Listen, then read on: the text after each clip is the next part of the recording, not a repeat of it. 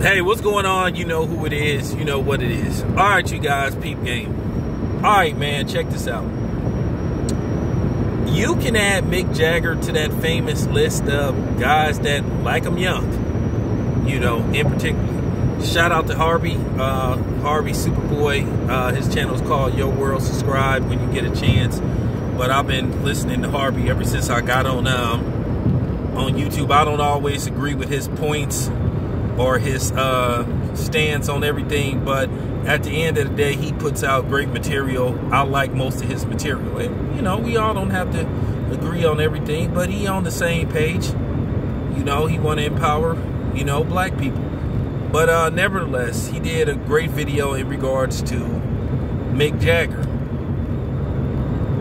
You know, Mick Jagger's, you know, he has what you call some R. Kellyisms. Actually, he was, from what I'm about to tell you, he was R. Kelly before R. Kelly. But nevertheless, Mick Jagger is 76 years old. And one of Mick Jagger's heroes was James Brown. You know, he sort of like studied James Brown. So James Brown was a hero of Mick Jagger. He loved James Brown. But nevertheless, I want to talk about something that he allegedly did when he was approximately maybe 32, 33 years old. Now, in case you guys don't know, Rae Dawn Chong is the daughter of iconic comedian Thomas Chong from the group, the comic group Cheech and Chong. And if you under 40, you probably don't have no idea who Cheech and Chong is. But Cheech and Chong was, you know, they used to do these movies together. They were stoner movies about getting high, and movies were pretty damn funny too. Up in Smoke and a lot of other shit. So they did quite a few movies together, you know. But they had a falling out, and they didn't. Thomas Chong and Cheech Moran didn't speak for years. I don't even know if they're cool now. But nevertheless, Rae Dawn Chong is his daughter. In case you don't know, Rae Dawn Chong is she's biracial black. Her mother is black, from Canada, if I'm not mistaken, and Thomas Chong is white and Asian. Now, Rae Dawn Chong played in quite a few movies from the 80s. She was real big in the 80s. Her career started to fizzle out. Like, her career started to like just fizzle out like in the 90s. But she played in a lot of stuff in the 80s, in particularly Commando with Arnold Schwarzenegger. So go check out that movie. And she played in Tales from the Dark Side, the movie, if I'm not mistaken. Was it Tales from the Dark Side? I think something like that. Yeah, it might have been Tales from the Dark Side. And she just played in quite a bit of stuff in the 80s. Like I said, she was real big in the 80s.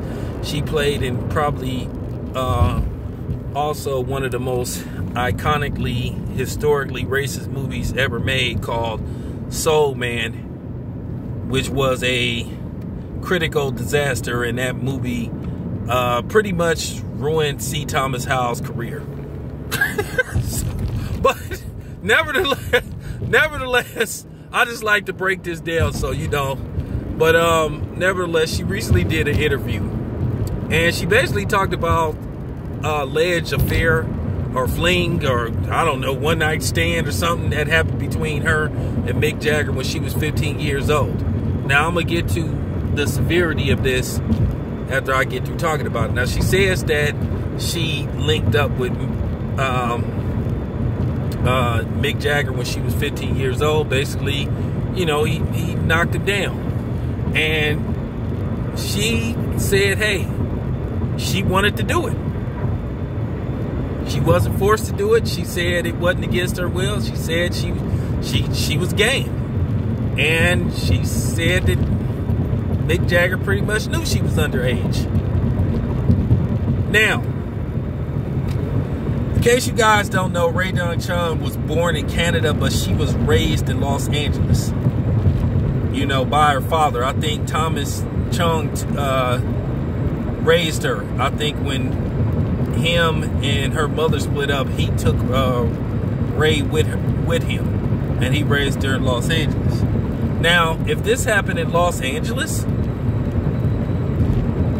you know, which this is pretty much not cool anywhere, but in particularly if this happened in Los Angeles, Mick Jagger broke the law.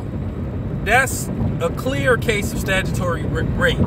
But she said she wasn't trying to put him in jail because she knew what she wanted. Well, here's the thing. It don't matter if she wanted to do it. That's illegal in California, and Mick Jagger's ass should have went to jail. But she said she wasn't trying to put him in jail. And she basically was saying that he knew that she wasn't of age. So that just goes to show you what's up with Mick Jagger. Now, this is what I'm talking about. You have the lamestream media that love to tie these things to black people. You know, the statutory shit, you know, messing with underage girls, rape, anything negative, they love to tie to black men or black people in particular. Now, this isn't anything you know, out of the norm. This happens a lot. Sometimes these artists know, sometimes they don't know. But they don't make a big deal out of it when it's somebody that look like Mick Jagger, because he got the complexion protection. You know, he can pull out his complexion protection card and, you know, basically they'll swipe it and he's all good. But if he looks like me, he gonna be the lowest form of scum, a piece of shit, because this is what the lamestream media love to do in these fake ass feminazi so-called women's group like Me Too, Time's Up, you know what I'm saying, only out to get the brothers. That's what they should call the next group. Now, I guarantee you ain't nobody gonna make a stink about this. They gonna say that was a long time ago. But what allegedly happened with Bill Cosby was a long time ago. And they're also gonna say, well, she might be lying. Because, you know, whenever it's a dude that look like Mick Jagger, there's always the possibility. And particularly, Rae Dawn Chong is black.